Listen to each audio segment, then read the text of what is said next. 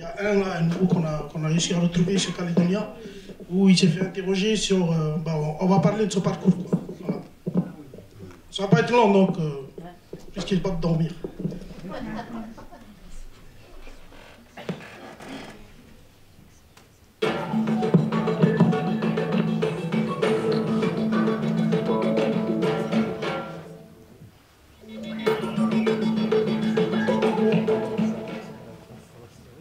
Tu peux m'expliquer c'est quoi la richesse de ça, avec les cookies et puis le ricin? C'est l'engrais le plus cher castor oilcake, mais c'est de l'huile de ricin en fait. Je m'appelle Guillaume Mama, je suis originaire de l'île des Pins, je suis jeune entrepreneur et agriculteur. Mon parcours est assez particulier dans le sens où j'ai quitté l'école à l'âge de 15 ans, enfin 16 ans, je suis parti en autodidacte directement après. Je suis allé sur l'île des Pins, j'ai fait des formations sur l'île avec les vieux, avec les frères. Et directement après, suite à ça, je suis allé chercher la compétence sur Nouméa, sur la capitale. C'était pas vraiment chercher un diplôme, c'était aller chercher la connaissance. Plus voilà, c'est la formation, la pratique, c'était ce qui me plaisait. Quoi. Là, je suis directement parti en métropole aussi, visiter des entreprises en Europe, revenu sur le territoire. Et c'est à partir de là que j'ai commencé à travailler sur le projet Trentec. Trentec qui est le diminutif de tradition et technologie, qui a pour objectif de pouvoir créer un pont entre la modernisation et les traditions. C'est une technique qui m'a plu directement dès qu'un de mes amis qui est arrivé sur le territoire a mis en place cette technique. On a commencé à travailler ensemble, qui m'a beaucoup appris. C'est ce que j'ai appris, je suis reparti sur l'île des Pins, à mettre en place le projet, à monter en place le projet avec des personnes qui ont vécu, des personnes qui ont la connaissance, et d'expérimenter avec eux, de rester avec eux, de pouvoir échanger avec eux, de pouvoir comprendre.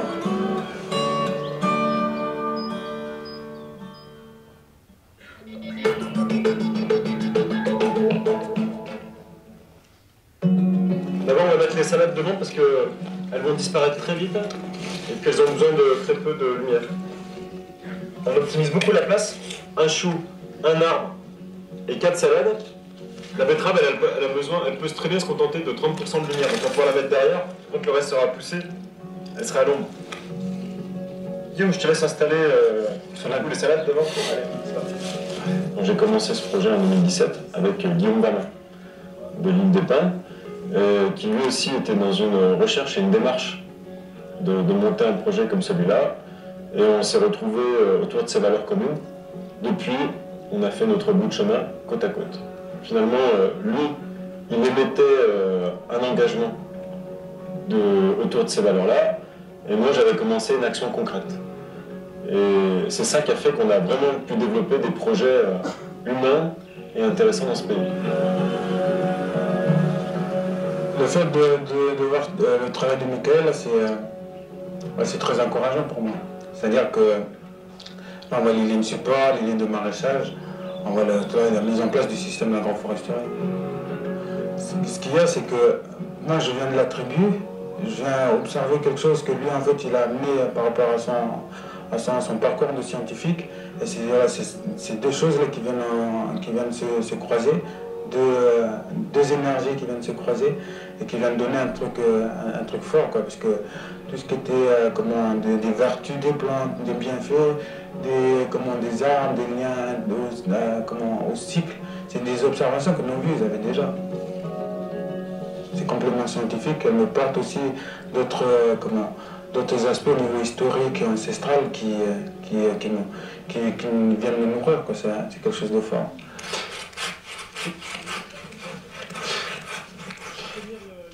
Là, un peu en dessous.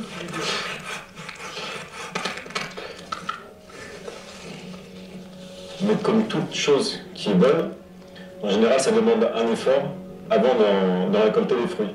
Ça, tout le monde le comprend. Pour un bébé, il faut 9 mois de gestation, et ensuite, tu as la délivrance par la mère, et tout ça, c'est un effort. Ben, c'est pareil, ce genre de champ. C'est-à-dire que si tu veux profiter de la forêt, eh ben, il faut que tu en plantes une. Il y a aussi une grosse volonté pour moi de refaire ça sur l'île des Pins. c'est une chose que je commence déjà, une chose que j'ai déjà mis en pratique, parce que après ce que j'ai appris aussi, c'était comment, il y a aussi la théorie, mais ce qui peut concrétiser les choses, c'est la pratique.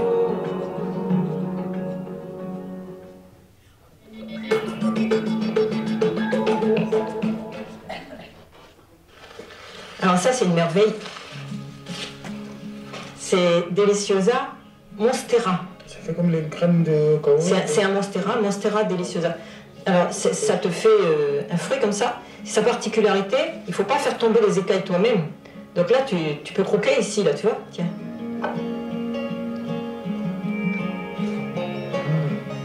Délicieux. Délicieux. Ouais. La colline, c'était que des mimosas et du Signal. Il n'y avait pas d'autre herbe que le Signal. Je viens, je cueille mes petites herbes. Ça, c'est la tomate qui va beaucoup pousser, tu vois. Elle va être très grande. Les petits oignons, les radis. C'est tout ce qu'on achète en magasin, quand même. Ah oui. Ouais. Mais ça, c'est ton Carrefour et ton... Ouais, oui. Ben moi, le supermarché, j'y vais pas trop, quoi. C'est sûr hein, que c'est pas une vie facile, que c'est pas de la magie, c'est pas jour, pof, ça y est, je suis autonome. Non, il y a beaucoup de choses à faire, beaucoup de choses à mettre en place, il faut se lever tôt le matin, il faut travailler toute la journée. Donc il y a toute une organisation pour avoir tout le temps à manger. Et je suis contente parce que maintenant le résultat commence à être là, on est de plus en plus autonome. C'est indispensable de vivre en autonomie dans un pays qui est dépendant pour son alimentation à 85% de l'étranger. C'est grave, c'est super grave comme situation. Et la santé, c'est encore pire. On dépend totalement de l'extérieur. On a tout oublié des savoirs anciens. Et c'est juste impossible pour moi de vivre comme ça. On vit à côté de nos plaquettes, là. Pip, pip, pip. Les rats sont attirés, puis Calino, il vit avec les poules.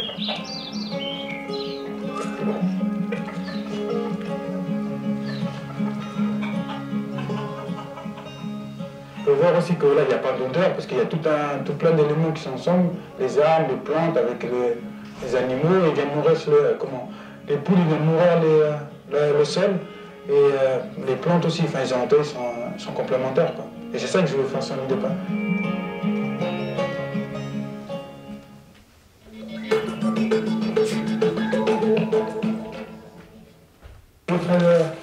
Le calcaire. Ouais. On récupère ici, on récupère là dans une carrière. Et voilà pour le complexe, ça doit pour le calcium. Ouais. Pour nourrir la terre. Il manque quelque chose qui permettrait quand même d'être plus autonome en termes de fertilité du sol. Et du coup, vous avez fait quoi? Vous avez identifié en fait des zones en agroforesterie qui sont là depuis des siècles.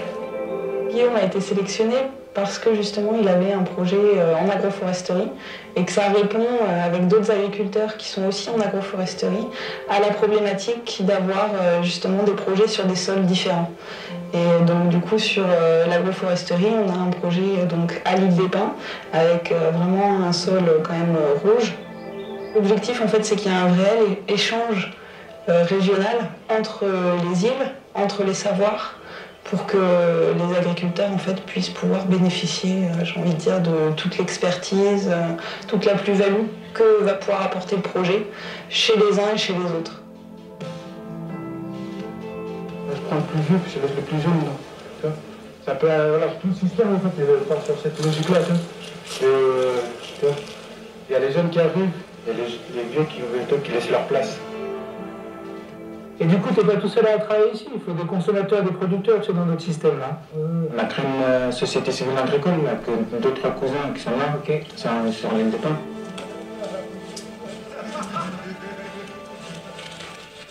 On fait ça là, parce que essayer de s'en sortir un peu aussi dans le sud, puis se faire développer le pays aussi, c'est important pour nous, pour les jeunes, et puis plus tard pour les goûter aussi. C'est pour éviter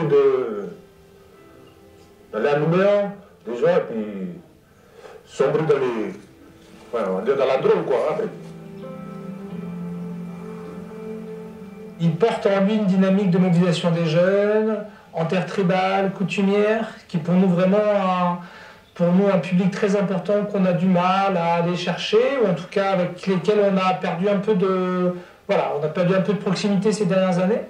Et l'objectif pour moi, c'était de venir le voir ici, de venir voir son champ, les gens avec qui il travaille. L'objectif final, c'est de faire une ferme agroécologique. Je pars sur cet objectif-là. Disons qu'il y a ce côté de challenge aussi, de monter ces choses-là, de prendre. Et ça, c'est quelque chose qui pour moi me fait plaisir, parce que ça pourra faire profiter les enfants de la tribu, les enfants de l'île aussi. Avoir des choses qu'ils voient à la télé, mais qu'ils peuvent voir aussi ici, quoi.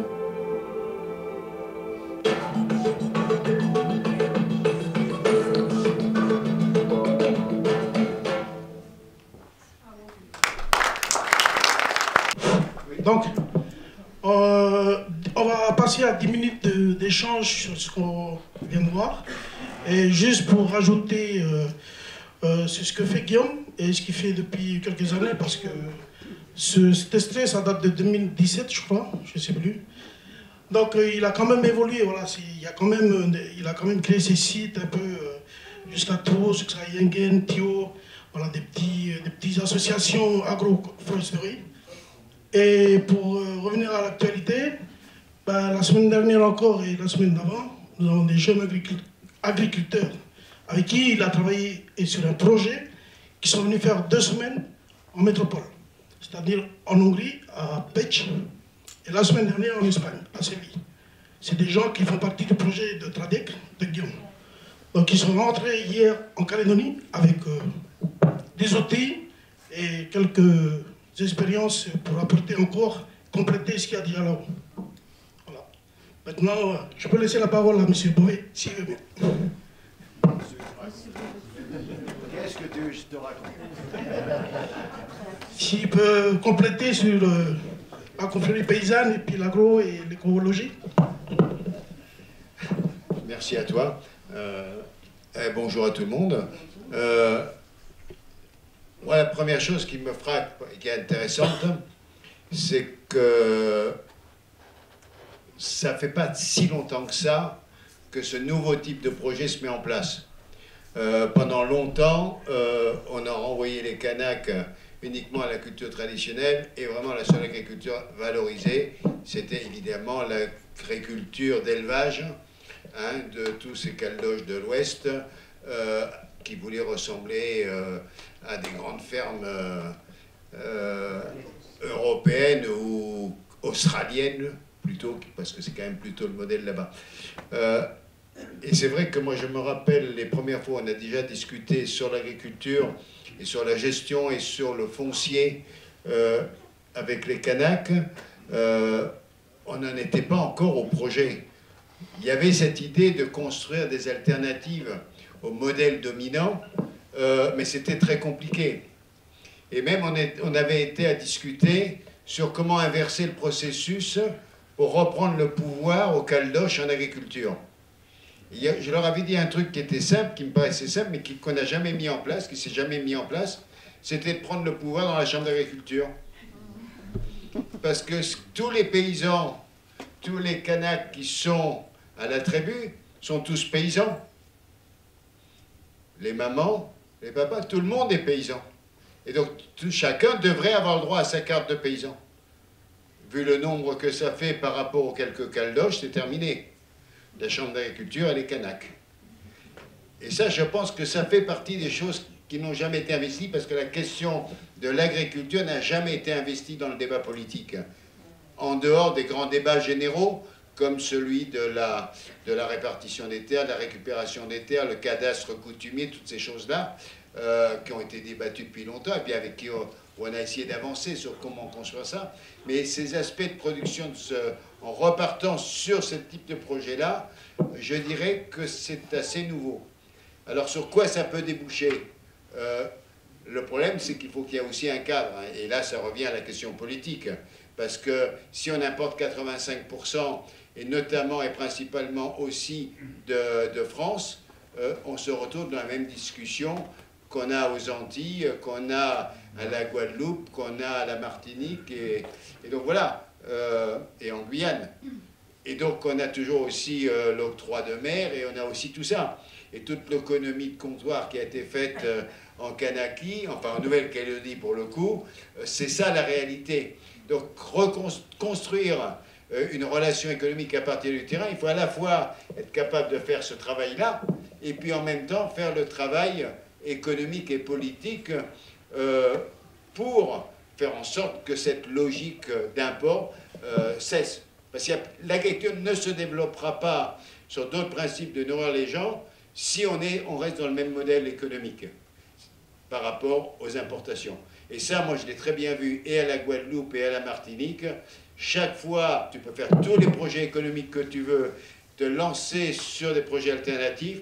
Si derrière, on te flingue avec le modèle économique qui reste toujours le même, eh bien, effectivement, tout se casse la figure. Et parfois, moi j'ai même vu, à la Guadeloupe, ça m'avait frappé, où il y avait tout un travail sur l'INIA, mais c'est le lien aussi avec Kanaki, tout le travail sur l'INIAM était cassé par le monopole des importateurs qui emmenaient des INIAM d'Amérique centrale. Et pas du tout, évidemment, au même prix. Donc ils cassaient la production locale parce qu'ils arrivaient au moment des fêtes de Noël, qui était le moment où aux Antilles on mange l'INIAM, et ils les vendaient à bas prix. Et en plus, comme c'était ces INIAM qui n'avaient rien à voir avec l'INIAM qui cultivaient eux-mêmes, et ben en fait personne n'en mangeait et c'était complètement frustré, le marché ne pouvait pas marcher et ça a augmenté la colère. Donc voilà, juste ces quelques mots pour commenter. Sinon c'est super quoi, mais là on n'a pas la chaleur pour travailler dans les champs, hein, et ça c'est rude, hein. Je ne sais pas si je le ferai quoi. Merci à toi. Merci M. Bové.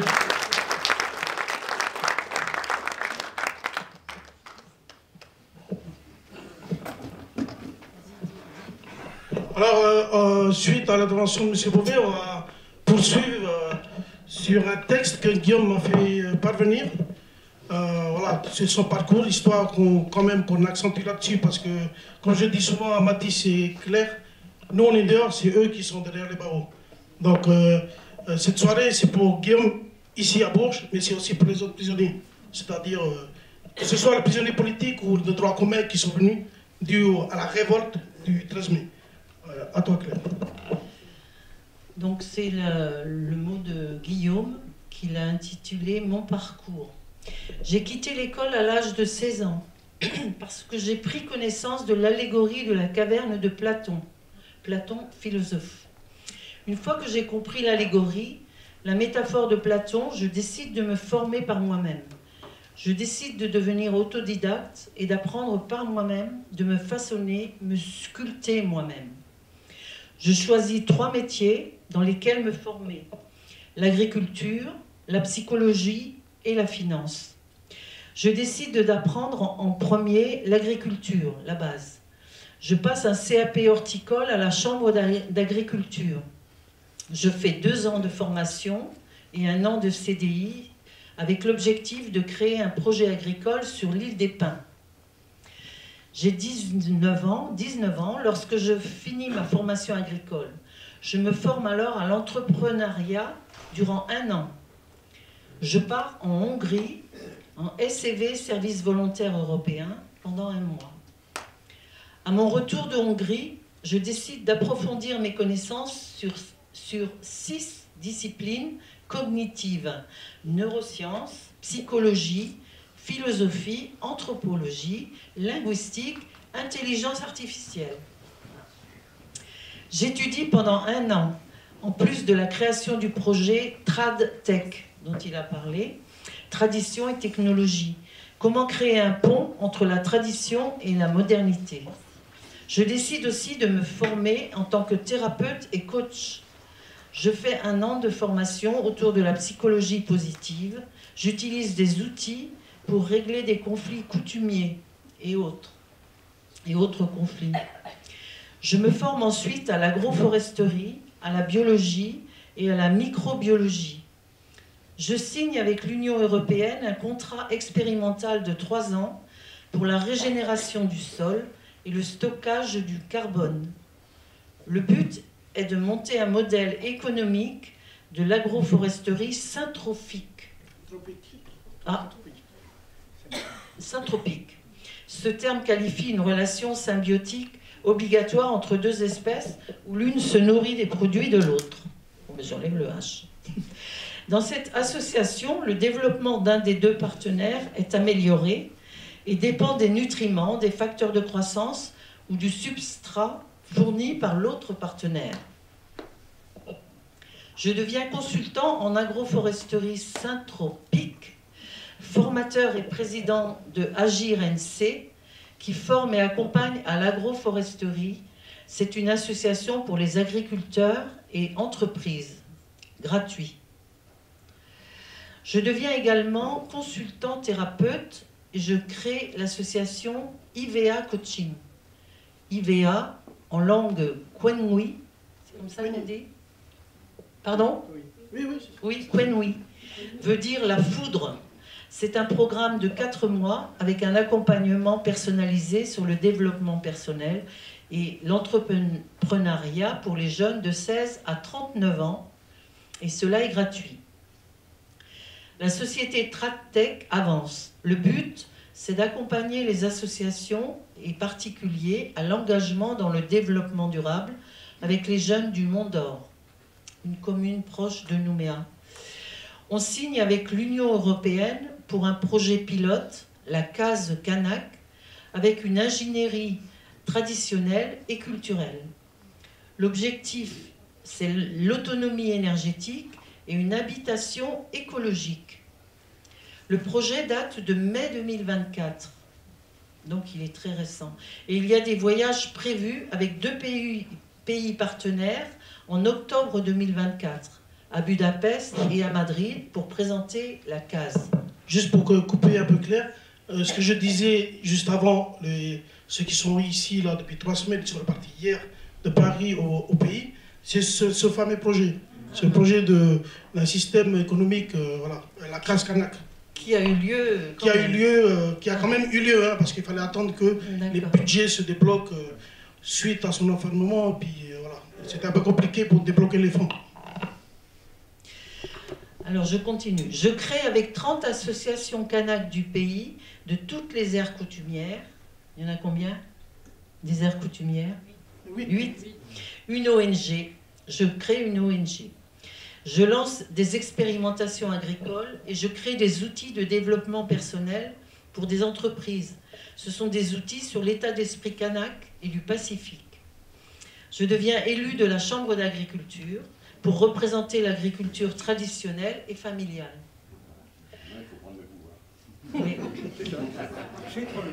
L'AFT, le sigle c'est AFT. On crée l'association Tanvé. Comme ça on dit? Tanvé en langue d'où je viens, dans le sud de la Calédonie, c'est-à-dire l'air Djoubé à Capone, ça veut dire cultiver ensemble. Tanvé, ça veut dire ensemble, cultivons. Donc on crée l'association Tanvé qui regroupe des agriculteurs de l'île des Pins pour la préservation des espèces d'igname et autres produits. L'objectif est la préservation de toutes les méthodes et produits traditionnels. Je deviens l'ambassadeur de l'ESS, Économie sociale solidaire. Je suis un entrepreneur kanak qui défend l'ingénierie culturelle et traditionnelle. Je suis engagé dans l'écologie, le développement durable, dans la psychologie positive, dans l'agriculture régénérable. Je regroupe tout cela dans le concept que j'ai créé avec TradTech pour la création d'un incubateur social, économique, environnement et culturel. L'objectif de l'incubateur est de fournir des leaders du changement, des entrepreneurs hommes et femmes du changement. Notre culture et nos coutumes, nos traditions sont des bibliothèques ouvertes depuis des générations dans toutes les îles du Pacifique. Elle nous apprend la sagesse de génération en génération. Quelle est la différence entre un homme sage et un homme intelligent? L'homme intelligent sait régler les problèmes que l'homme sage a su éviter. Je préfère 1000 fois suivre la sagesse de mes ancêtres et m'engager à la préserver et la faire connaître avec des outils pédagogiques, avec des projets. La sagesse de notre culture est une richesse immatérielle et considérable. Entre tradition et modernité, un équilibre est à trouver pour les générations futures. Je suis fière d'être kanak, fière d'appartenir à un peuple de sagesse, fière d'être entrepreneur kanak. Je suis fière de Kanaki. Pour les vieux et les vieilles, les jeunes qui sont dans nos tribus, aux champs, dans les forêts, en mer, qui continuent de faire vivre notre identité. Olé à eux et olé pour eux. Wérenia. C'est Guillaume.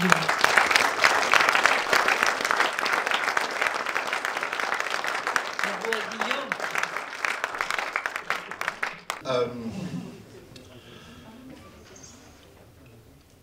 La dernière fois que je suis passé à Bourges, c'était pour la projection d'un film qui concerne un berrichon, un communard, qui s'appelait Gervais Bourdina. Ce communard a été déporté en Nouvelle-Calédonie. Et c'est grâce à mon ami Dominique qui est ici, et ses camarades qui sont au musée, qu'on a pu faire ce film. Ce communard est mort en Nouvelle-Calédonie. Son petit-fils était un avocat qui a défendu en 1917 les condamnés à la grande insurrection kanak de 1917, dite la révolte du grand chef Noël. Et son arrière-petit-fils, Jacques Bourdina, était un des fondateurs de la Ligue des droits de l'homme en Nouvelle-Calédonie. Donc voilà, l'esprit berrichon, l'esprit de révolte a perduré pendant plus d'un siècle. Moi j'ai été heureux de voir les quelques images qu'on a vues de Guillaume Vama.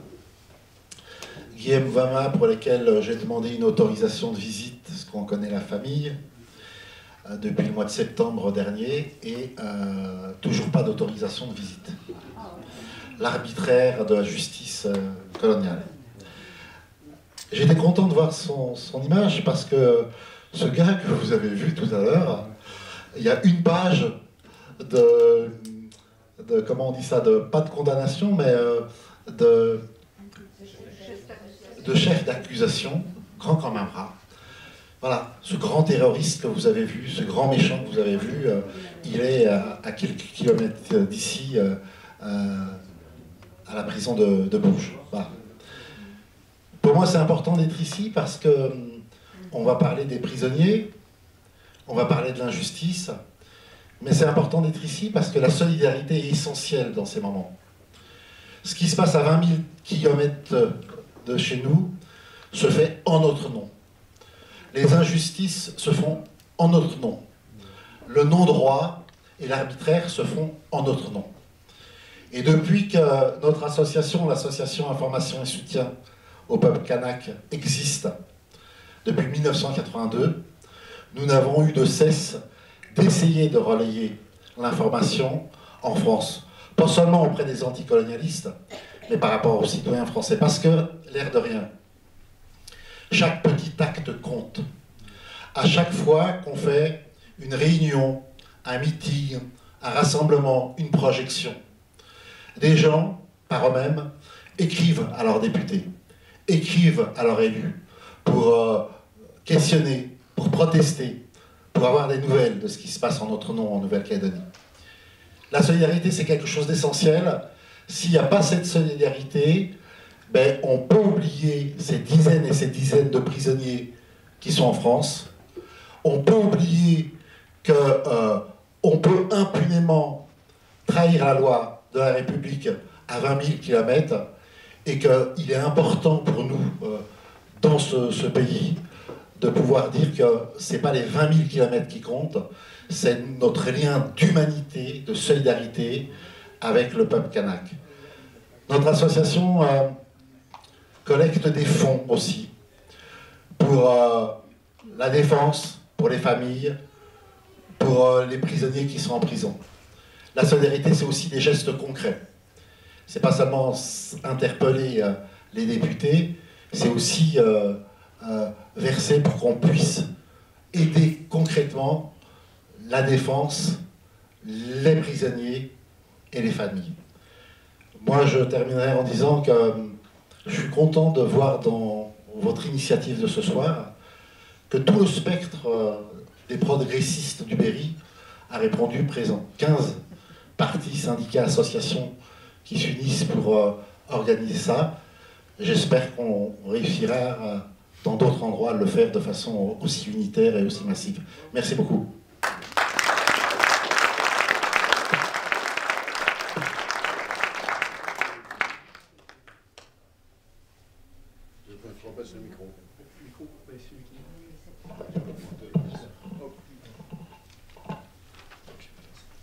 Donc on passe la parole à Isabelle Leblic.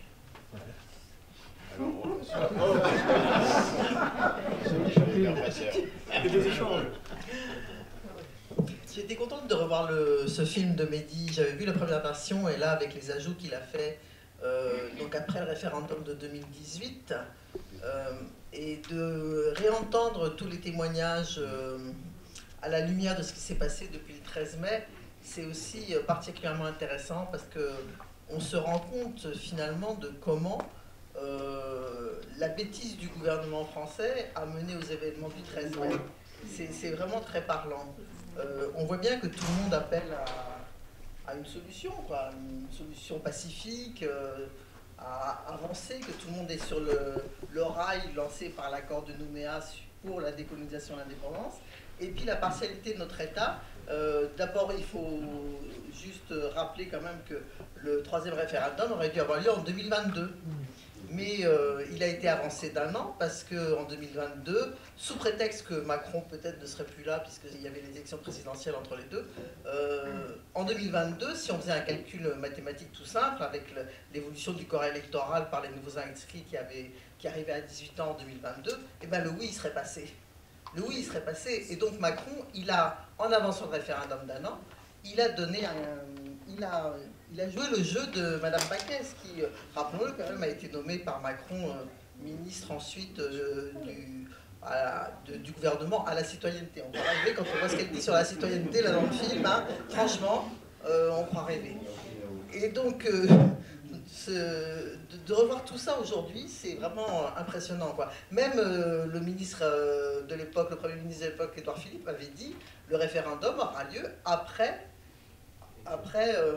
juillet-août 2022. Donc voilà, la bêtise des anti-indépendantistes, parce que Macron il n'a pas fait ça tout seul, hein, il a été poussé par Mesdorf, Baquès et compagnie, d'avancer le référendum d'un an pour être sûr que le non ne passe pas. En plus, ça s'est trouvé en plein deuil Canac, donc c'était évident que de toute façon il ne pouvait pas y avoir de campagne électorale du côté indépendantiste, ni de participation au vote. Le discours qu'il a fait à la suite des élections, parce que Mehdi, tu mets 96, tu aurais dû mettre le taux d'abstention quand même, tu vois, parce que c'est quand même important, mettre juste le résultat. Oui, c'est un peu minable ça. Juste le résultat. Non mais il faut mettre le taux d'abstention, parce que c'est quand même, tu vois, c'est important. Et donc, du coup, on se dit, le discours qu'il a fait après que la Calédonie avait choisi de rester française, alors que non, c'est qu'une infime partie de la Calédonie qui a choisi de rester française.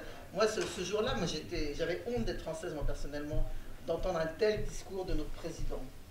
Et donc, ce jour-là, il est sorti de sa partialité, de son impartialité de président. Il a choisi son camp. Il est devenu pro-loyaliste. Et c'est ça qui a fait monter, en fait, tout ce qui s'est passé jusqu'au 13 mai. C'est-à-dire que l'État n'était plus garant de l'accord et du respect de l'accord. Donc j'ai trouvé ça vraiment intéressant de revoir tout ça à la lumière de ce qui s'est passé après le premier référendum de 2018. Donc je vais passer la parole à mon voisin, puis on discutera après. Si on est trop long, après on ne pourra pas discuter. Alors moi je prends la parole et puis ensuite je la passerai à mon voisin un peu plus à droite, à François. Non, moi je vais faire ça. Non, mais c'est bien qu'on fasse un petit tour, c'est bien plutôt de parler avec la salle, quoi. Hein, parce que bon, sinon c'est un peu chiant quoi aussi pour les... C'est vrai. Moi j'ai 2 points que je voulais, pour pas redire la même chose. Il y a 2 points qui me frappent, qui sont évidemment pas dans le film, c'est sur les événements d'après.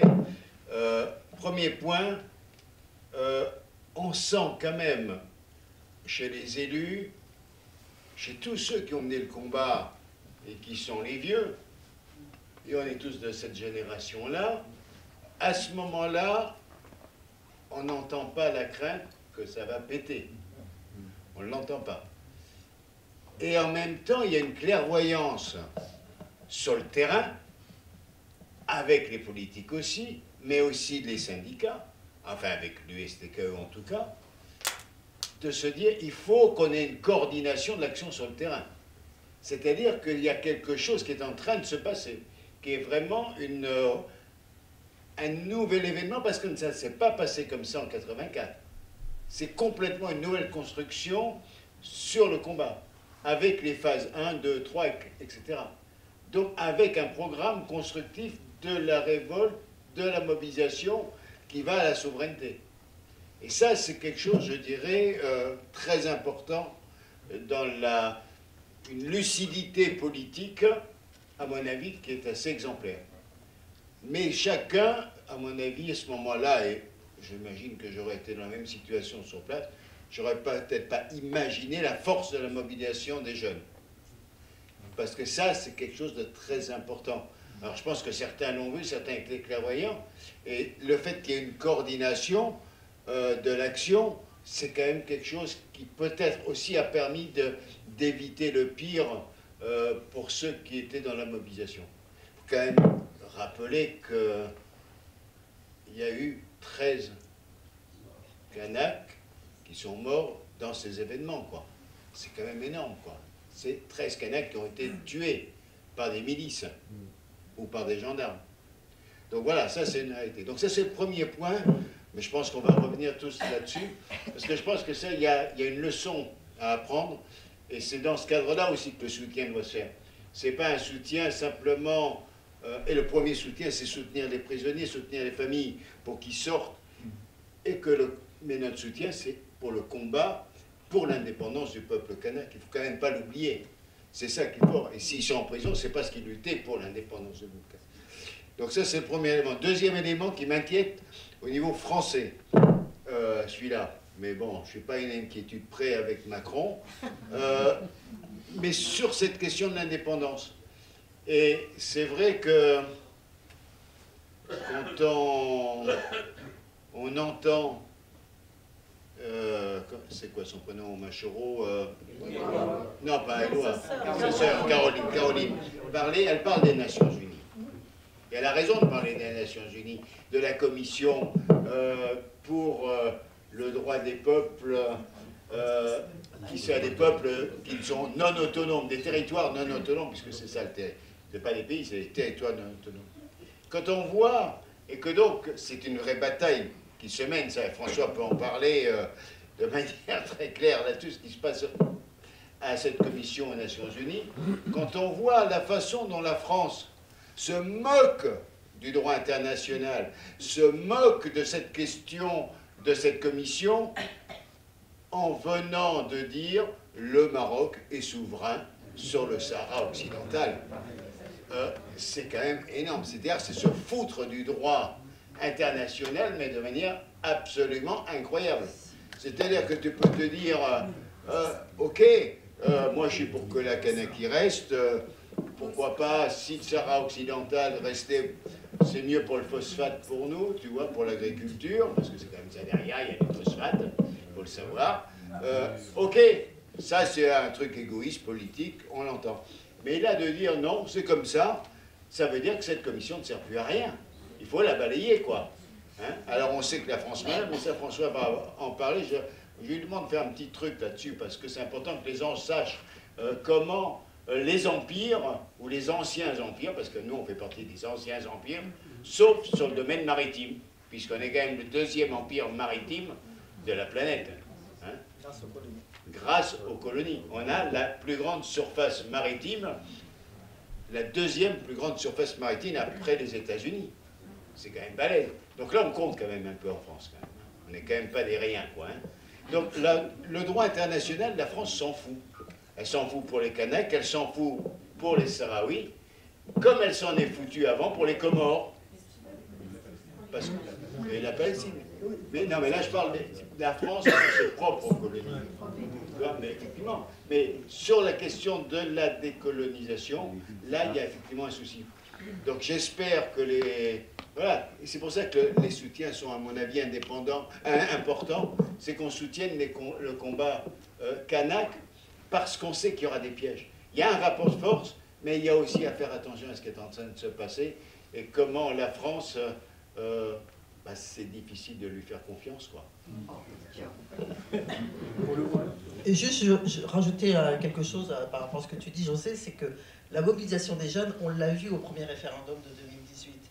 On a vu comment tous les jeunes se sont mobilisés pour aller voter. Et là, c'est là qu'on a vu que les jeunes, en fait, qu'on ne voyait pas trop avant, ils se sont tous mobilisés pour aller voter. Et c'est une inquiétude au niveau des responsables indépendantistes. Est-ce que les jeunes vont bien participer au vote? Il y a eu une levée en masse de tous les jeunes pour aller voter. Et au deuxième référendum, au troisième référendum aussi. Et là, c'était déjà le début, tu vois, de la mobilisation des jeunes.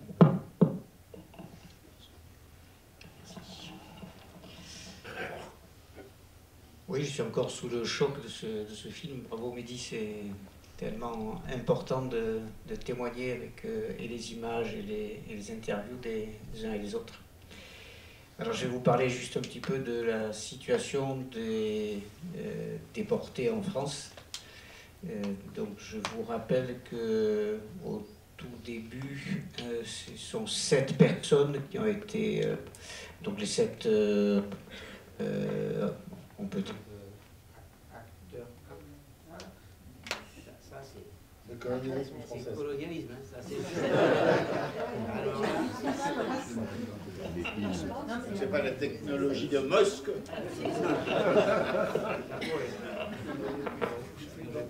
Allô, non, ça marche pas plus celui-là. Il marche dans ça. C'est comme les essuie-glaces, ça marche pas. Voilà. Donc 7 qui ont été déportés, je rappelle que c'était dans des conditions, bon j'ai quand même juste 40 ou 50 ans, je ne sais pas, de pratique professionnelle, je n'avais jamais vu ça. D'abord pendant les gardes à vue, 96 heures de garde à vue sur des incriminations épouvantables, 96 heures de garde à vue, et pendant la nuit, ils étaient attachés au mur. Vous m'entendez bien? Attachés au mur. Voilà. Et là-dessus, ils sont traduits devant un juge, ce qu'on appelle le juge des détentions de la liberté. Évidemment, ils s'attendent tous à partir en prison. Mais par contre, je vous laisse imaginer la stupéfaction quand on leur dit « vous partez à Dijon, vous partez à Riom, vous partez à Mulhouse, Nevers, Bourges, Villefranche ». Stupéfaction. Et c'est pas fini. On les embarque dans un avion militaire qui avait été prépositionné. La justice est indépendante, mais enfin on a soufflé à l'oreille du juge qu'il pouvait y aller puisqu'il y avait un avion qui avait été prépositionné. Et ils sont embarqués dans cet avion, menottés, et ils vont passer les 30 heures ou 35 heures, j'ai du mal à savoir parce qu'ils ont fait des escales qui ne sont pas prévues par les transports normaux. Ils vont rester attachés, menottés, pendant tout ce temps, y compris, pardonnez-moi, pour aller aux toilettes, dont la porte devra rester ouverte. Voilà, je crois avoir à peu près rendu fidèlement les conditions que nous, les juristes, nous appelons inhumaines et dégradantes, selon ce que nous appelons le pacte de New York, qui a été voté par les Nations Unies à la suite de la Déclaration universelle des droits de l'homme. Les Nations Unies ont voté un pacte qui a plus de force juridique que la Déclaration universelle des droits de l'homme, qui, elle, est un texte de principe. Voilà, ça a été notre premier combat contre la justice pour dénoncer. J'ajoute que si vous voulez demander un passeport en urgence, adressez-vous au Haut-Commissaire de Nouvelle-Calédonie. Il est génial. En 2 heures, vous avez... Mais... Oui, mais sans suivre. Oui, c'est des clichés en or. Je vais comme... Je sais pas, vous m'entendez si je parle comme ça? Voilà. Alors, au niveau strictement judiciaire, les 7 ont fait immédiatement appel devant la chambre de l'instruction à Nouméa. C'est là que je reçois un appel de Nouméa me demandant de plaider en leur faveur. Je prends le premier avion et avec mes confrères à Nouméa, dont je veux redire ici le travail incroyable qu'ils ont fait. Vous savez, à l'époque, quand nous intervenions avec ce qu'on nous appelait la division de blindés de la défense, avec Jean-Jacques de Félis, Michel Tubiana, Léon Tan, le procureur nous avait appelé la division de blindés de la défense. Il y avait un avocat à Nouméa qui acceptait de défendre les Kanaks, il s'appelle Maître Théiot. Et bien là, depuis, Maître Théiot a fait des émules. Et il y a beaucoup d'avocats qui sont intervenus, et vraiment, vraiment, il faut saluer leur travail, parce que croyez-moi, ce n'était pas facile. Tout était contre eux. Je vous rappelle qu'à cette époque-là, Darmanin va sur place et traite nos clients de mafieux et de voyous. Et bon, il y a des avocats qui se lèvent pour les défendre, qui les accompagnent chez le juge. Moi, quand j'arrive devant la cour d'appel, je suis avec ces avocats. Je témoigne de ce que j'ai vu, puisque entre-temps, je suis allé voir une des mamans à la prison de Dijon, qui m'a raconté ce qu'elle avait subi, pendant ce qu'ils avaient subi. Donc j'arrive avec cette histoire dans la tête, que nous partageons tous les avocats, et comme on dit chez nous, on mouille la robe. Bon, ça n'a pas été totalement inutile, je pense que les juges ont été quand même un peu bouleversés d'apprendre les conditions du transfert, et immédiatement, bon, après 2 jours de délibéré, ils décident de sortir au moins les 2 mamans de prison. Voilà. Ensuite, le dossier va cheminer jusque ici au mois d'octobre et novembre, pardon, septembre et octobre, où les 2 juges d'instruction de Nouméa vont venir en France. Et c'était une très bonne idée. Parce qu'elle-même sortait de la cote minute de Nouméa, de la proximité avec le procureur, et on va avoir des interrogatoires, pour la première fois, c'est normal, hein, quand quelqu'un est mis en détention et mis en examen, il faut que le juge d'instruction l'entende sur le fond, ce qu'on appelle l'entente sur le fond. Donc les juges vont faire ce travail, d'abord à Lyon, où nous allons passer une dizaine de jours, et ensuite ici à Bourges, pour les 2 derniers, c'est pour Guillaume Vama et pour Steve Hounet qui est à Blois. Je pense qu'à partir de ce moment-là, le regard des juges va changer. On avait travaillé avec, moi j'avais travaillé avec les autres confrères auprès des mis en examen, des prisonniers, pour leur expliquer un petit peu ce qu'il fallait qu'ils puissent dire. Oui, les juges ont compris le procès différemment. Au point que, après ces auditions, nous avons demandé et obtenu que l'on enlève la plus grave incrimination qui était complicité de meurtre sur les forces de l'ordre. Vous imaginez pourquoi ça avait été mis, parce qu'effectivement, ça vous envoie en prison pour 15 ou 20 ans. Eh bien, les juges, il faut quand même le dire, acceptent, aussi parce que les interrogatoires se sont bien passés, à savoir que on avait bien travaillé avec les prisonniers pour vraiment leur dire, il faut expliquer les choses. Il faut expliquer les choses, il faut expliquer ce qu'a été la CCAT, il faut expliquer que vous êtes des prisonniers politiques, il faut expliquer que vous n'avez pas commis de violence, etc. Oui, premier sur le fond du dossier, premier entre guillemets succès, on enlève, les juges acceptent d'enlever cette incrimination. Voilà. Entre-temps, on fait des demandes de mise en liberté, 2 demandes de mise en liberté sont acceptées pour Guillaume Vama, ici, et pour Joël Chimaou. Et immédiatement, le procureur fait appel, systématiquement. Les juges acceptent la demande de mise en liberté, le procureur fait appel. Nous passons devant la chambre d'appel. Les juges de la chambre d'appel considèrent que Joël Chimaou est poursuivi au même titre que les autres. Il n'était pas là. Joël Chimaou était à Yengen, c'est dans le dossier, et on lui reproche d'avoir entouré avec ses amis la gendarmerie Dien Bien, mais il n'était pas nouméen. Et or, il était inculpé pour les faits de Nouméa. Donc les juges disent non, donc vous ne pouvez pas. Voilà. Donc on obtient la remise en liberté de Joël Tjibaou, malheureusement pas encore celle de Guillaume. Nous redemanderons avec les avocats de Nouméa de nouvelles demandes de mise en liberté pour Guillaume. À nouveau, il y a un juge de premier degré, ce qu'on appelle juge de premier degré, qui dit je remets Guillaume en liberté, immédiatement appel du procureur, et la chambre d'appel remet tout ça dans son ordre à elle, et donc Guillaume est toujours à côté, j'irai le visiter demain matin. Alors nous avons décidé, l'ensemble des avocats, de faire partir ce dossier de Nouméa. C'était plus possible. C'était plus possible. Les résistances ont été fortes. On a déposé une requête auprès du procureur de Nouméa en disant vous devez envoyer ce dossier en France. Refus du procureur de Nouméa. Et bien on dit c'est pas grave, si vous refusez, on va aller voir le procureur général de la Cour de cassation, qui nous a très bien reçus, longuement. Nous avons pu plaider devant lui notre cause, ou plus exactement la cause des prisonniers. Et après, 2 jours après cette rencontre avec lui, il a pris un communiqué en disant « Je demande le dépaysement du dossier ». Alors, je n'ai pas besoin de vous dire, au palais de justice à Nouméa, c'était la révolte. Comment on va nous enlever ce dossier? Le procureur était furieux.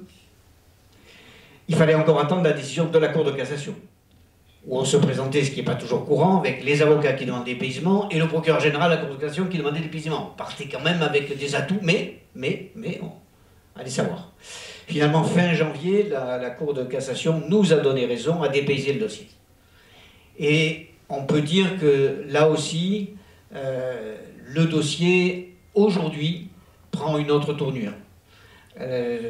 Nous avons rendez-vous, l'ensemble des avocats, avec les juges d'instruction début avril. Elles nous ont demandé, nous ont demandé, c'est bien normal, un peu de temps pour lire le dossier, mais nous avons demandé et obtenu que les 2 mamans qui étaient assignées à résidence chacune dans un département puissent désormais sortir du département et avoir accès à l'intégralité du territoire métropolitain.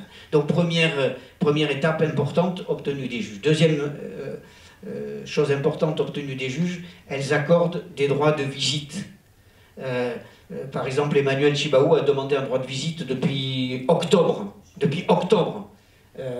Après son élection comme président de l'Union calédonienne, il dépose une demande de droit de visite qu'il attend toujours de la part des juges de Nouméa.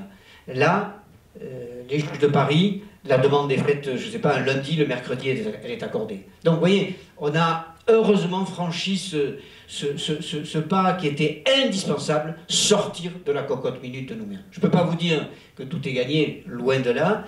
On verra ce que vont faire les juges quand on va les voir dans quelques jours.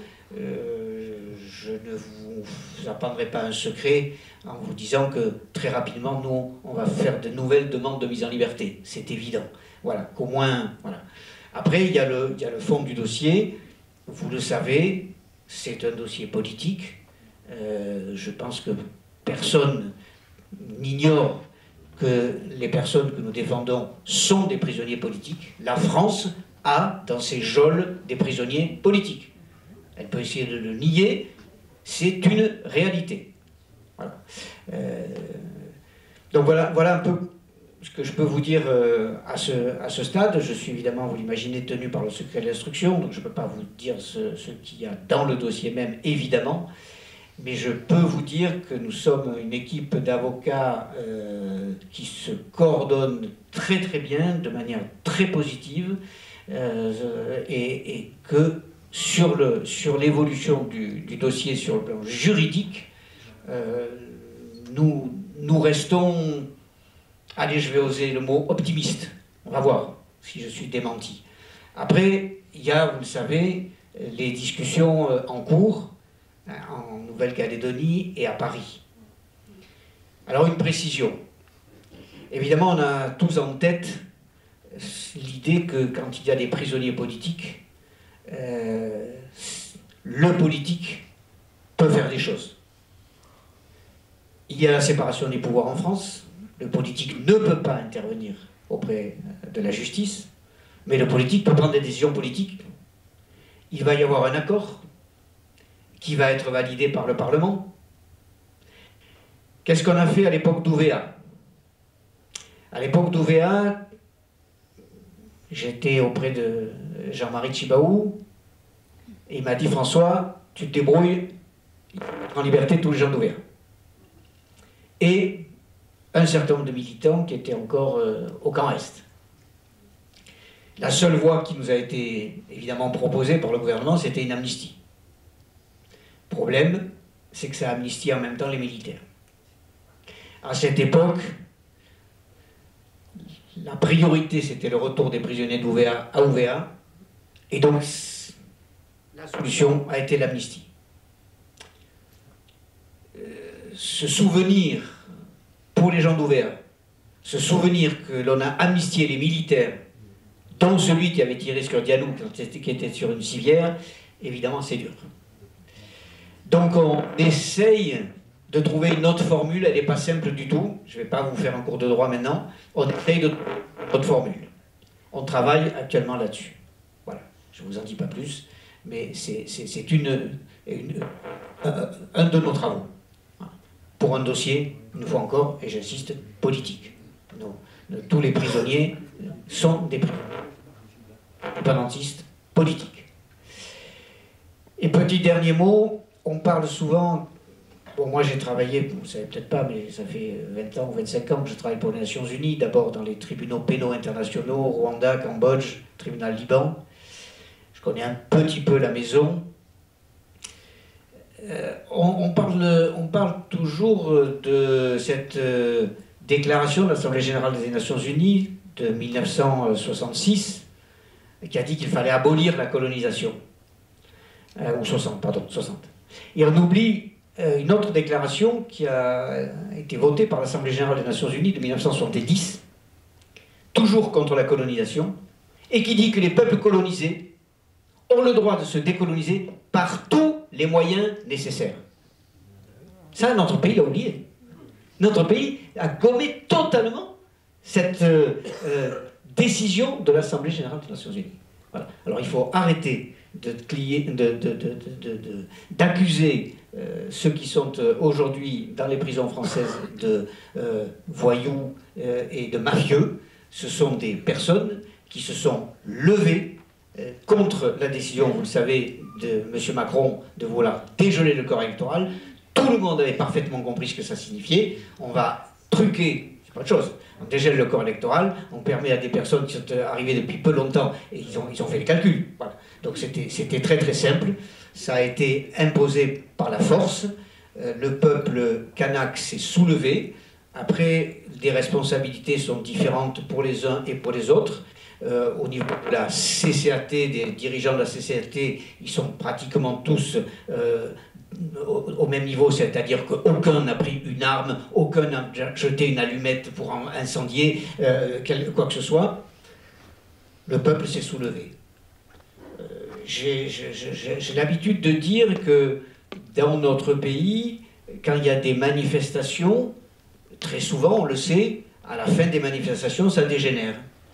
Quand il y a eu les manifestations contre la réforme des retraites, j'ai pas su qu'on avait mis en prison Laurent Berger parce qu'il y a eu des choses qui ont brûlé après. Je sais pas si ça m'a échappé peut-être. Quand il y a eu Sainte-Soline, c'est ce qui s'est passé à Sainte-Soline. Marine Tondelier était sur place. J'ai pas su qu'on ait mis en prison en disant vous êtes responsable de ce qui s'est passé. Mais c'est pourtant exactement parce qu'ils sont Kanaks, on a dit ben, il y a eu des émeutes, il y a eu des soulèvements, mais vous êtes responsable parce que vous êtes la CCAT. C'est un peu court comme voilà. Donc, mais nous notre travail de juriste, c'est effectivement d'essayer qu'on retrouve la raison. Et la raison, en l'occurrence, c'est le droit. Vous ne pouvez accuser quelqu'un que si vous avez des éléments contre lui. Non, personne, parmi les personnes que nous défendons, je le répète, n'a incité à brûler, personne n'a incité à voler, personne n'a allumé des incendies. Non, c'était des militants politiques qui se sont levés pour l'indépendance de leur pays. Voilà ce que je peux vous dire à ce stade. Merci beaucoup.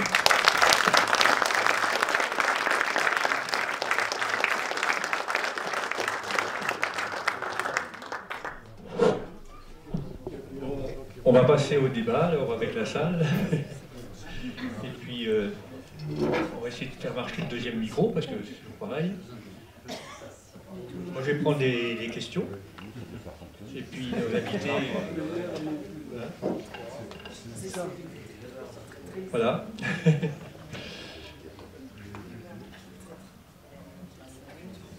Voilà.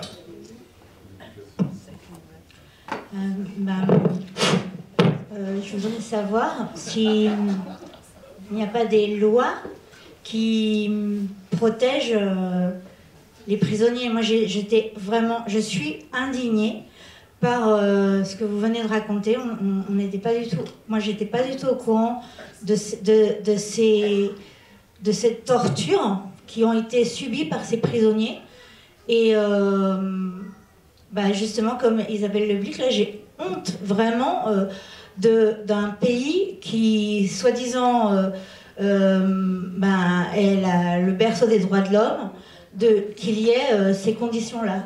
Est-ce qu'il n'y a pas des lois qui défendent ces prisonniers ?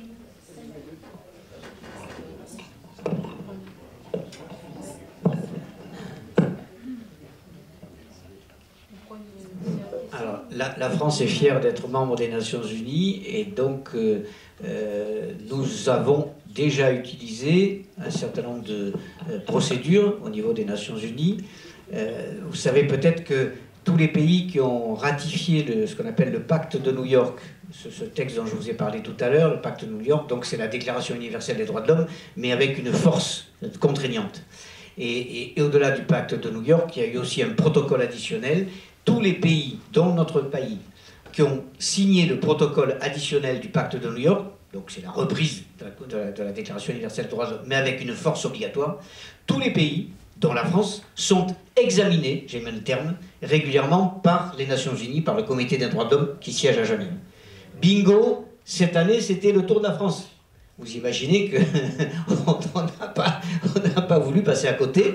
Et donc, nous avons fait les démarches nécessaires auprès du Comité des droits de l'homme, qui a pris, dans sa 142e session, une délibération dans laquelle il fait part, bon, c'est très diplomatique, j'ai été diplomate, je sais ce que ça veut dire, elle fait part de ses préoccupations.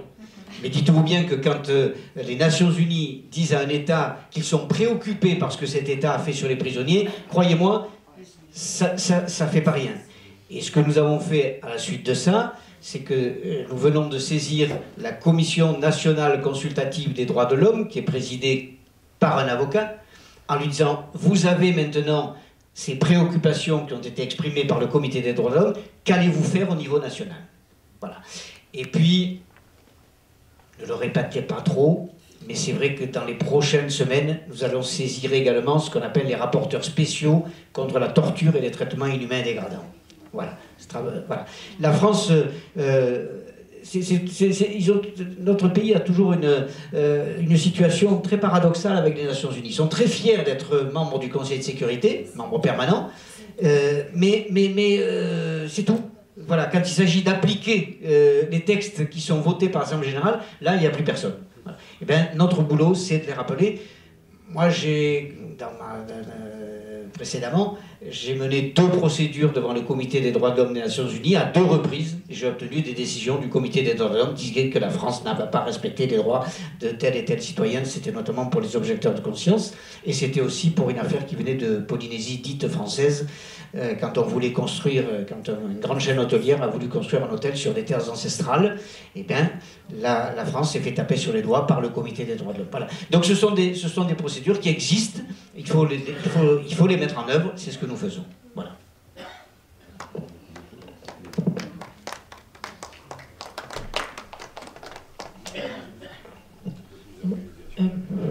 Moi, c'était un peu sur le même registre, donc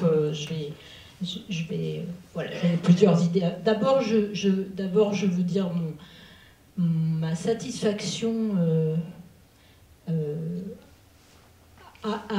au regard de ces 3 initiatives qui succèdent, et il y en aura d'autres, et même si je fais partie du collectif, je ne suis pas toujours très active en son sein, et donc je remercie tous ceux qui sont très actifs. Bien sûr que mes pensées vont auprès de Guillaume, et dont l'approche a été complétée encore aujourd'hui. Je me disais, bon, je sais tout, mais non, on ne sait jamais tout, et merci. Bien sûr, j'avais envie de rebondir sur cet aspect des Nations Unies, mais mon angle d'approche va être un petit peu plus large, même si on est là pour les Kanaks, mais c'est combien cette situation, cette place du droit international qui est bafouée, en l'occurrence, là, au regard de ce besoin ce droit à l'indépendance et à l'autodétermination, mais au-delà de ça, sur toutes les problématiques actuelles, c'est comment il est urgent que ce droit international, on le fasse respecter, on l'exige pour toutes les causes qui sont criantes en ce moment, parce que pour moi, vraiment, je pense que c'est notre seule planche de salut.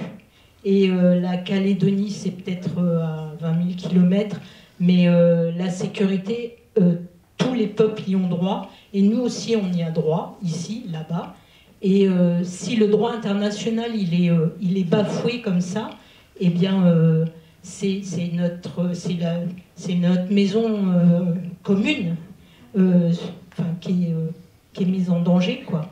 Donc voilà, j'avais envie de dire ça et de relier ça à toutes les problématiques, la première idée.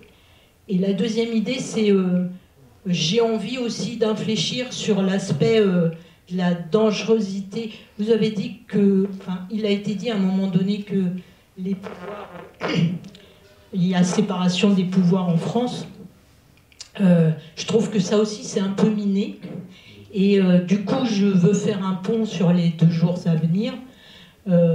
C'est une lancée en plus sur de l'autoritarisme et de la fascisation et de la mise en cause de la vie démocratique. Et donc il faut effectivement être solidaire. C'est José Bové qui le disait, enfin beaucoup l'ont dit. Il faut être solidaire, mais il faut tenir sur tout ça. Et du coup, je disais, je fais le pont avec les jours à venir. Oui, il faut s'élever sur cette tendance à la fascisation, à l'autoritarisme, à ces glissements qui font que notre démocratie elle est en danger. Et donc voilà, je ferai partie de ceux qui le 22 seront dans la rue.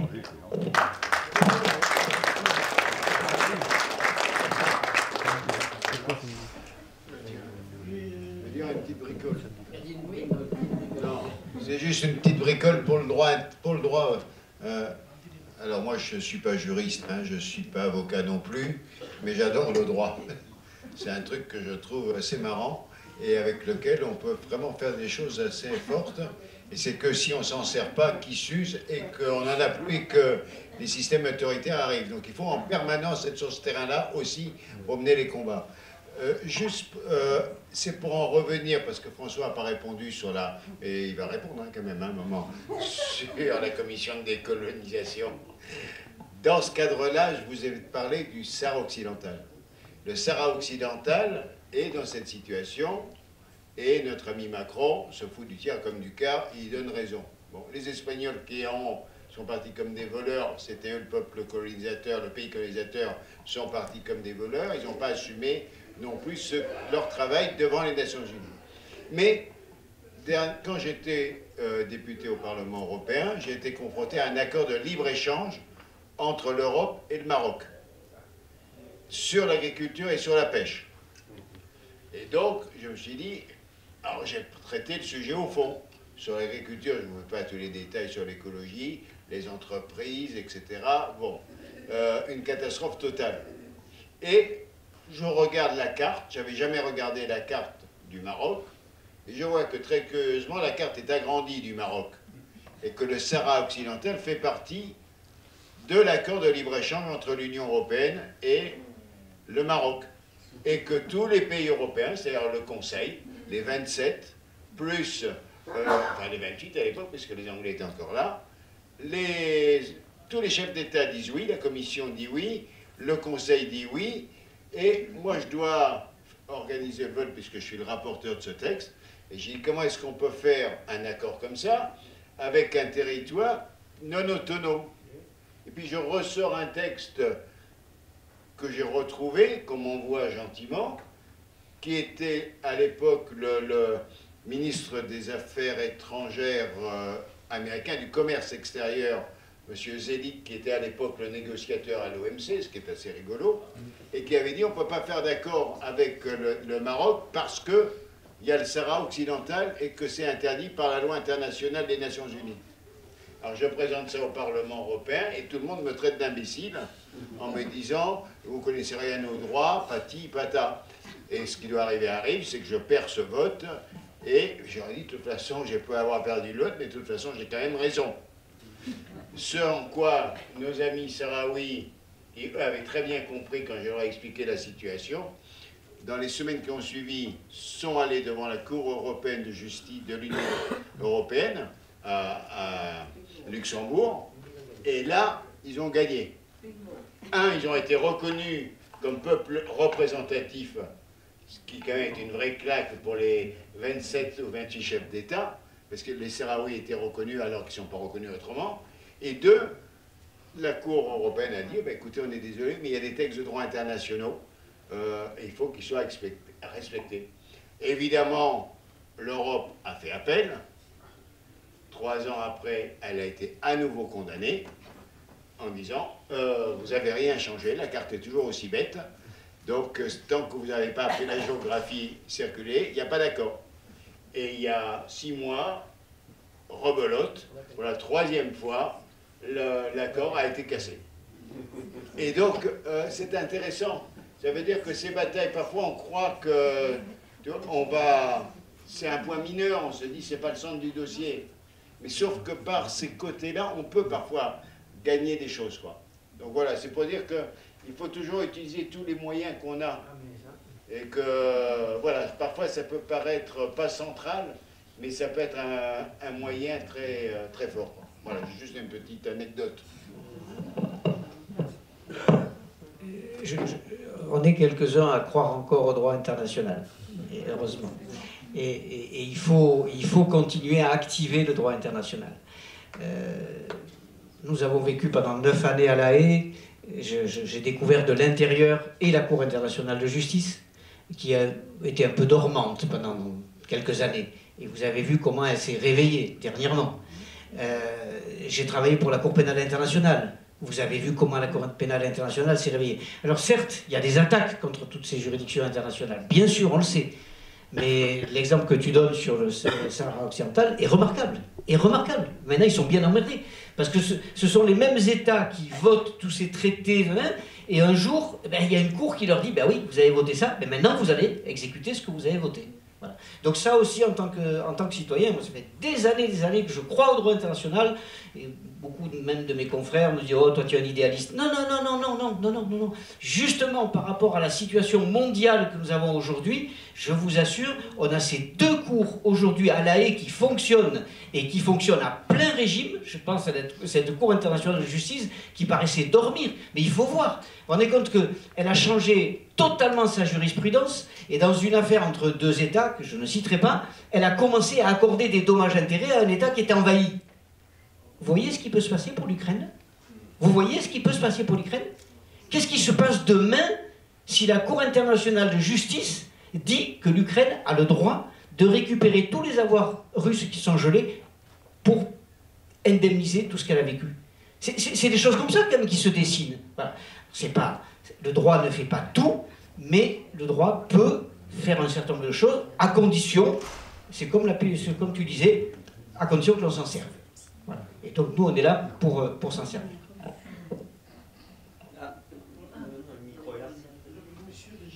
Oui, bonsoir à tous. Est-ce qu'on pourrait savoir un petit peu où en est la répression là-bas? C'est-à-dire combien de gens ont été déjà condamnés, en gros à combien, et est-ce qu'ils sont en prison là-bas, dans quelles conditions?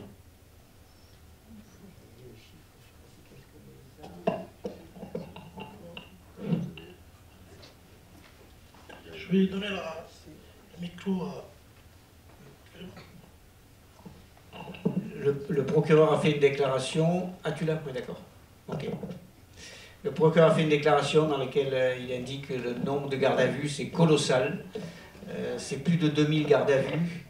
Il y a un certain nombre de jeunes qu'on appellera les émeutiers qui ont été transférés dans les prisons françaises. Alors voilà, garde à vue 2550. Alors effectivement, certains qui sont joueurs sont amusés à faire la proportion, ce que ça représente en Nouvelle-Calédonie, ce que ça représenterait en France. 2530 gardes à vue en Nouvelle-Calédonie, c'est l'équivalent de 1 480 000 personnes en France. Ah oui, non, mais c'est ce qu'il faut faire. Convocation en justice 650, ce qui équivaudrait à 379 000 personnes. Alors, mandat de dépôt 243 mandats de dépôt, ça correspond en France à 141 000 personnes. 141 000 personnes en France qui auraient pu être poursuivies. Voilà. Alors ah oui, je ne suis pas sûr qu'on ait calculé le nombre d'années. Oui, voilà. Et donc il y a 30 informations judiciaires qui ont été ouvertes. Voilà. C'est juste colossal par rapport à un petit tribunal comme ça. C'est absolument colossal. Et c'est pour ça qu'il était impensable que ce dossier puisse rester.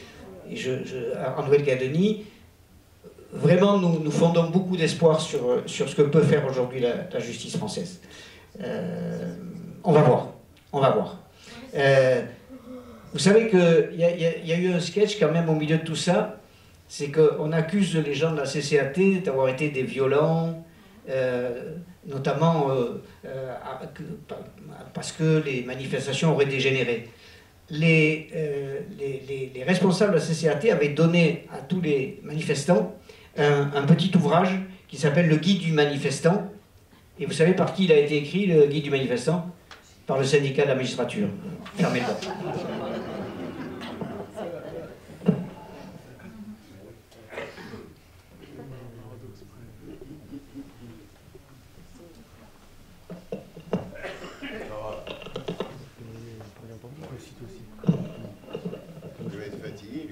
Bonjour. J'aurais voulu rajouter une découverte que j'avais faite en 2009 à la COP de Copenhague. J'étais tombé par hasard sur un tondeur de moutons qui me disait, j'ai demandé pourquoi il était là, et il m'a dit qu'il s'intéressait au sort des Indiens de Guyane française qui n'avaient toujours pas la citoyenneté, pas de carte d'identité. Donc ils sont des gens qui sont à peu près suivis au niveau sanitaire parce qu'ils risquent de foutre la maladie à des gens qui viennent chez eux. Et donc j'aimerais bien savoir si vous savez ce qu'ils deviennent ces gens-là. Si entre-temps il y a eu des Hmongs qui ont accepté d'arriver en France, en Guyane, pour quitter le merdier dans lequel ils étaient. Voilà, j'aimerais bien savoir si ces gens-là, ils sont toujours des apatrides chez nous. Bon, moi j'ai autre chose. J'aimerais savoir par rapport au changement climatique, les Nouvelle-Calédonie, toute la Polynésie est énormément exposée. Il y a eu les COP, la COP sur le climat, qui a quand même impose des actions qui doivent être faites, que le gouvernement ne respecte pas, l'accord de Paris par exemple. J'ai appris qu'une petite île, Tuvalu, est en train de porter plainte au tribunal pénal international parce qu'il va disparaître. Et donc qu'en est-il par rapport à la Nouvelle-Calédonie? Et la même chose par rapport à la COP 15 de Montréal sur la biodiversité. Aujourd'hui, il faut favoriser très vite la protection de la faune et de la flore, mais aussi donc, des océans et des forêts. Donc j'aimerais savoir, si vous pouvez nous éclairer un peu là-dessus, Maintenant, on doit éliminer les subventions toxiques à la biodiversité, ça c'est la cible 18. Qu'est-ce qui en est par rapport à ça, du droit international, des COP pour la Polynésie et aussi la Nouvelle-Calédonie. Merci. Alors, il faut que vous sachiez qu'il y a actuellement devant la Cour internationale de justice, décidément on n'en entendait jamais parler depuis quelques mois maintenant, elle est au cœur, la Cour internationale de justice peut rendre des avis. Elle l'a déjà fait en matière de décolonisation, par exemple, c'est très peu connu. Hein. Quand les Anglais ont décolonisé Maurice, les Anglais ont gardé des îles sur lesquelles il y a la base Diego Garcia qu'ils ont louée aux Américains. Et donc depuis la décolonisation, le gouvernement de Maurice réclamait le retour des îles Chagos. Et les Anglais faisaient traîner. Alors le gouvernement... oui, ils sont venus chasser la population et ils les ont embarqués, voilà. Et donc le gouvernement de l'île Maurice a saisi la Cour internationale de justice en demandant un avis juridique. Et bien bingo, la Cour internationale de justice a dit, non mais messieurs les Anglais, vous n'avez pas décolonisé conformément au droit international. Alors ce n'est qu'un avis, mais une fois encore, je vous redis, les États normalement n'aiment pas être montrés du doigt par des juridictions internationales. Là ça a été le cas. Et bien pour répondre à votre question sur le climat, c'est le Vanuatu qui est en train de faire la même démarche. C'est-à-dire que le Vanuatu s'est plaint de l'élévation du niveau de la mer. Il est allé devant l'Assemblée générale des Nations Unies, il a fait voter une résolution pour saisir la Cour internationale. Et après, ça va très très vite. Lorsque l'Assemblée générale décide de saisir la Cour internationale de justice, 15 jours après, la Cour est saisie. Voilà. Et la Cour est maintenant saisie de cette histoire de réchauffement climatique. Entre-temps, je vous rappelle que la Palestine avait saisi, ou des États plus exactement, c'est l'Afrique du Sud qui avait saisi pour la Palestine la Cour internationale de justice en disant est-ce que le gouvernement israélien respecte le droit international? Avis rendu par la Cour? Non. Voilà. Donc si vous voulez, une fois encore, le droit ne peut pas tout, mais au moins ce qu'il peut, à nous de l'actionner. Voilà. Et donc je vous le dis, n'hésitez jamais à secouer vos députés, à secouer qui vous voulez pour actionner le droit, et particulièrement le droit international. Voilà. Tout ce qui se passe aujourd'hui à La Haye est absolument incroyable. On voit le monde se déliter devant nous, et en même temps, vous avez des gens qui résistent, qui aujourd'hui sont des juges. Vous avez le procureur de la Cour pénale internationale, que je connais bien, Karim Khan, qui décide effectivement qu'il peut poursuivre M. Poutine devant la Cour pénale internationale, c'est pas tout à fait rien. Et il peut poursuivre M. Netanyahou, et puis effectivement le chef du Hamas, sauf que comme M. Netanyahou, lui, est allé tuer les gens du Hamas, il se retrouve tout seul maintenant, c'est con ce qui lui arrive. Mais maintenant, il est relevable, lui, de la Cour pénale internationale. Voilà, voilà, c'est long, c'est un très très long travail, mais, pardonnez-moi, quand il n'y a pas d'autre solution, il faut au moins utiliser celle qui existe.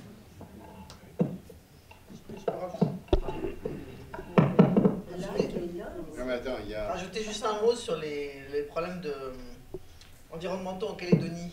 Suite au 13 mai, donc il y a eu notamment la province sud qui a fait énormément de coupures budgétaires, et donc il y a beaucoup d'associations qui s'occupaient de la protection des récifs, de l'environnement, etc., qui n'ont plus de ressources et qui ne peuvent plus faire leur travail. Il y a notamment aussi l'enregistrement des données climatiques qui ne peut plus se faire. Il y a beaucoup de choses qui se passent actuellement en Calédonie. Faute de moyens, beaucoup de choses sont supprimées. Notamment par la province sud de Madame Paquès. On a pu voir dans le film.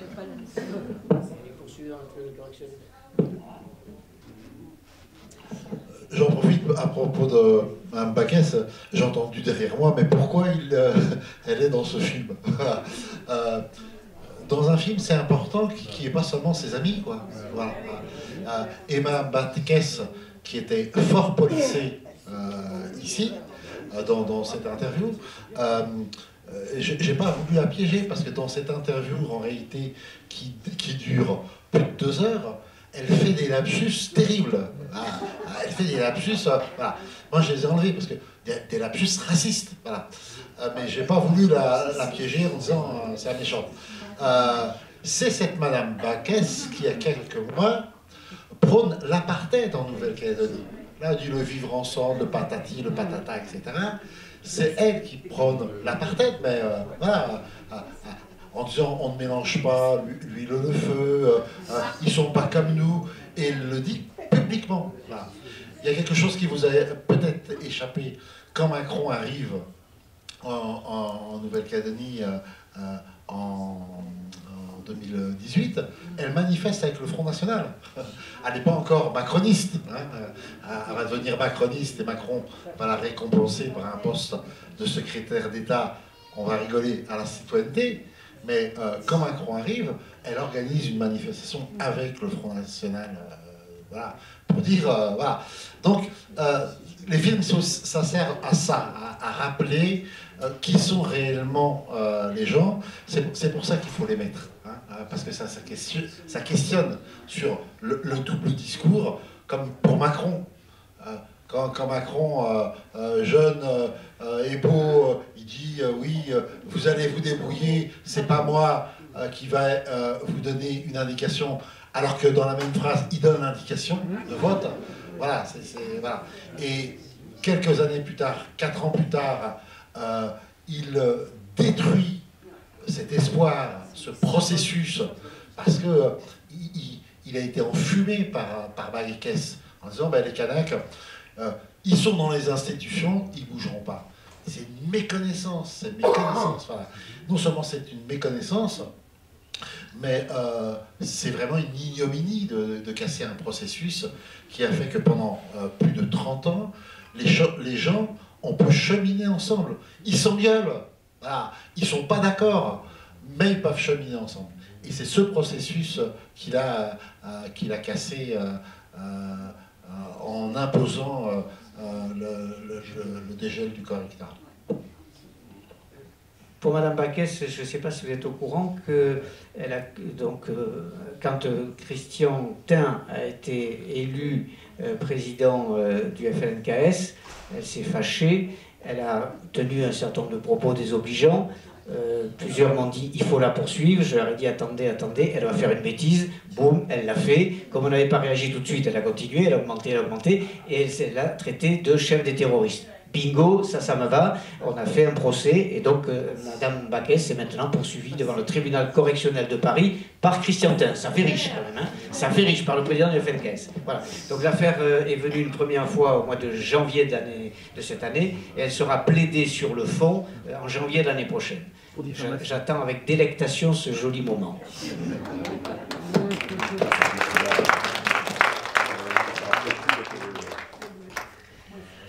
Moi j'ai deux petites questions par rapport au climat social et économique. Est-ce qu'on pourrait avoir un petit peu quelques nouvelles?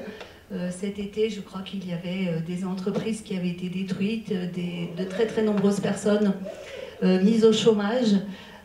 Qu'en est-il aujourd'hui? Et puis une question d'une autre nature. Est-ce que quelqu'un peut m'expliquer la différence entre un clan, une tribu, l'organisation en fait de cette population que je ne connais pas très bien?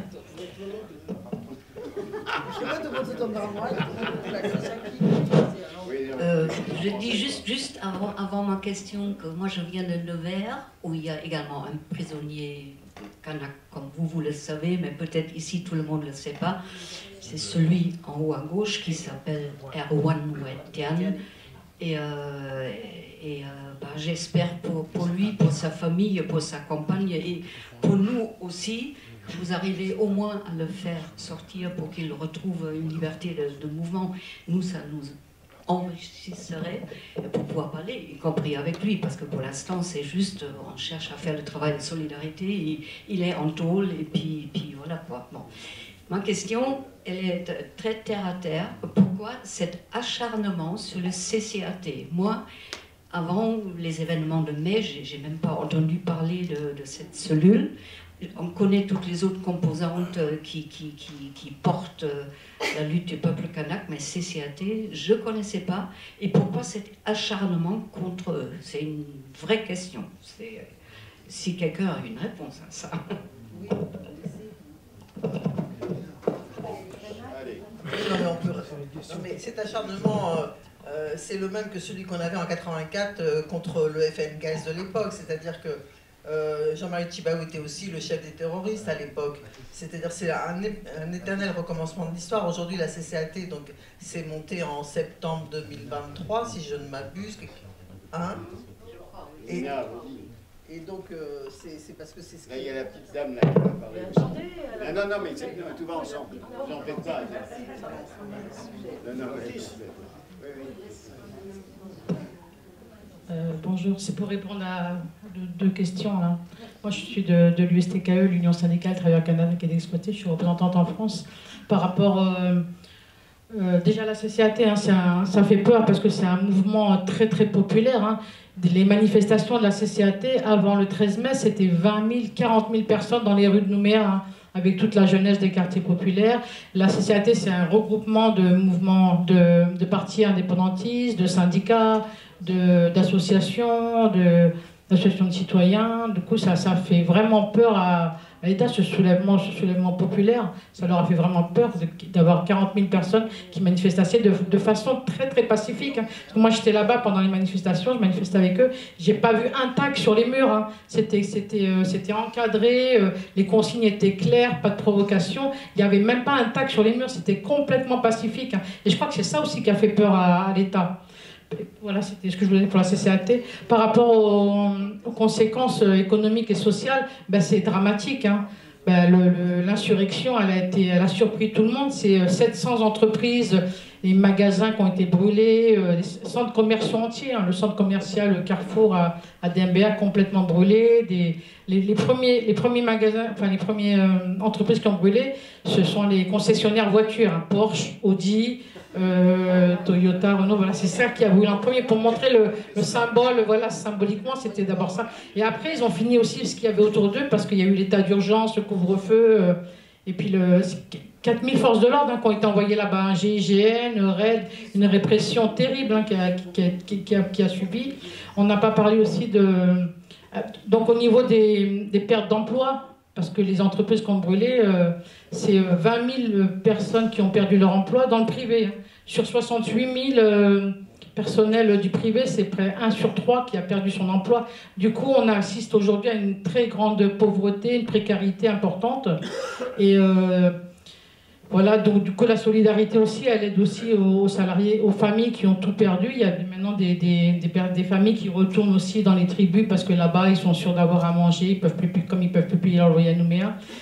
Et je voulais dire aussi que parmi toutes les déportations, il y avait pas que... Il y a beaucoup de droits communs aussi, parce que la prison, le camp Est à Nouméa, c'est une prison qui est complètement surpeuplée. Vous imaginez, il y a eu, avec toutes les arrestations qu'il y a eu, les incarcérations, surpeuplée, insalubre, condamné maintes fois, l'État a été condamné maintes fois à faire des travaux dans cette prison. Et maintenant, ils envoient les prisonniers en France. Il y a des dizaines et dizaines de jeunes qui ont été transférés ou déportés dans les prisons en France. Nous, on en a compté avec le collectif Solidarité Kanaki, on en a répertorié 71, pour vous dire qu'il y en a sûrement plus, et qui sont dans des conditions difficiles, parce que pas d'avocats, pas de famille, pas de parloir. Souvent, ils ont été déportés sans vêtements, en claquettes, en short. Donc, il y a une solidarité aussi qui s'exerce pour amener des vêtements, pour envoyer de l'argent. Voilà, ils sont répartis un peu dans toutes les prisons en France. Et au niveau aussi des conséquences, j'avais noté aussi, il n'y a pratiquement plus de transport en commun. Donc, difficulté d'accès aux soins, difficulté à la scolarité. Le ticket de bus, les seuls bus qui fonctionnent encore, le ticket de bus, il est à 500 francs en Pacifique, ça fait 4 € le ticket de bus. Vous imaginez pour les populations défavorisées ce que ça représente. Difficulté aussi d'aller à l'école, parce que la province sud a pris des mesures discriminatoires très fortes, comme une punition collective à la population la population défavorisée, pour la population kanak. Donc elle refuse par exemple les certificats d'hébergement pour inscrire un enfant à l'école, alors qu'il y a beaucoup de populations kanak qui sont... Les enfants sont chez leurs grands-parents ou hébergés à droite à gauche. Elle refuse les certificats d'hébergement, du coup il y a des dizaines d'enfants qui n'ont pas encore aujourd'hui accès à l'école. Il y a aussi la suppression des bourses, supprimer des bourses, suppression des tickets pour la cantine. Donc c'est des mesures discriminatoires complètement dingues qui sont aujourd'hui exercées par la province sud, encore par la fameuse Sonia Backes. Voilà. Et tout ça, c'est dénoncé très fortement par là-bas au pays et puis ici aussi en France. Voilà.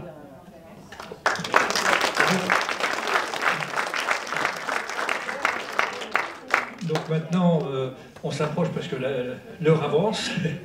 Et avant de poursuivre le débat dans le hall, une rencontre conviviale avec nos invités et avec les amis Kanak, on va donner la parole d'abord au Kanak, à Jackie qui a prévu quelque chose.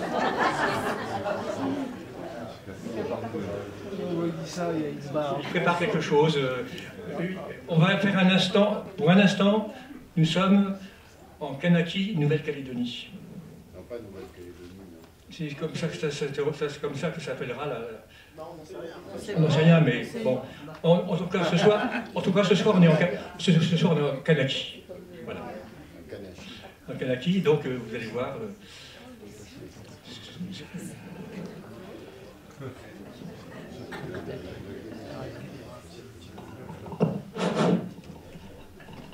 Alors, avant de conclure cette soirée, voilà, je vais m'adresser, pas à vous, mais à eux, aux invités. Parce qu'on a tenu à qu'ils soient là pour marquer cette soirée au nom des prisonniers, au nom de tous ces prisonniers-là. Donc, Monsieur Beauvais, Madame Isabelle Leblic, Monsieur Mehdi Lalaoui, Maître François Roux, il est toujours avec nous, donc il ne faut pas trop le citer. On n'a pas fini avec lui. Voilà, comme vous savez très bien nos coutumes et nos traditions, vous êtes venus à nous. Nous, on est ici avec le collectif et toute la famille, tous les Kanaks qui sont là, les gens qui sont autour de moi, qui sont autour de ma soeur, et qui sont autour de Guillaume et Mathis et Claire. Donc, au nom de tous ces gens, j'aimerais vous remercier.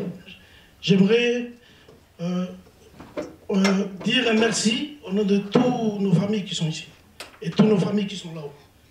Parce que, comme disait Mina tout à l'heure, là-haut c'est dur. C'est dur pour nous, c'est dur pour tout le monde. C'est dur le travail qu'on fait à côté pour nos prisonniers. C'est très lourd. Il y a beaucoup de conséquences. Donc pour tout ça, je tiens, au nom de ces familles, vous remercier de votre présence ici avec les autres invités. Et ça, c'est un geste pour vous remercier.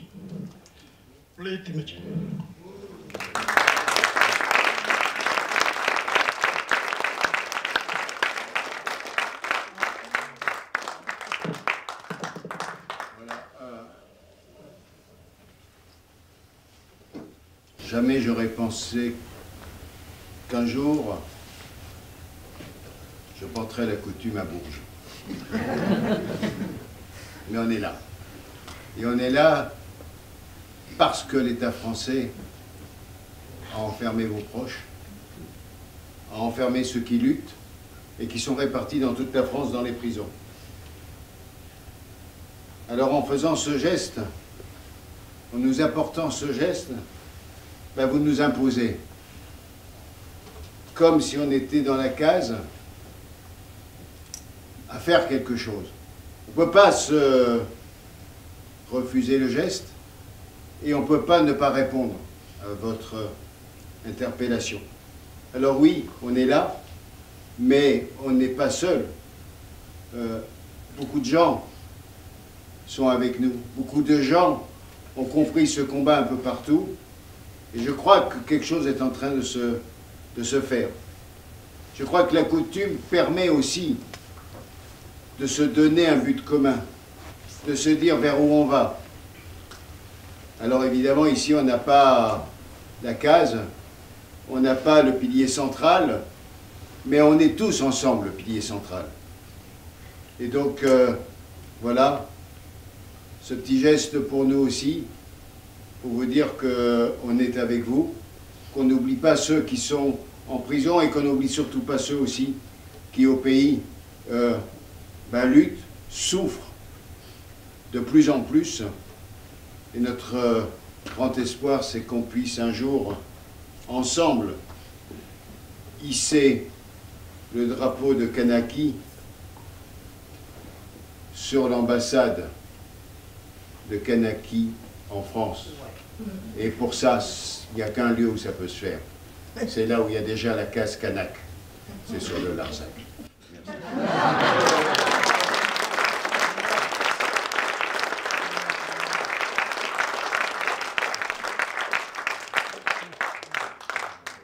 Alors permettez-moi de vous dire que demain matin, je vois Guillaume à la prison. Et demain soir, je vois Erwan à la prison de Nevers. Et je pense qu'ils seront tous très heureux de savoir ce qui s'est dit et échangé dans cette soirée. Merci beaucoup pour eux.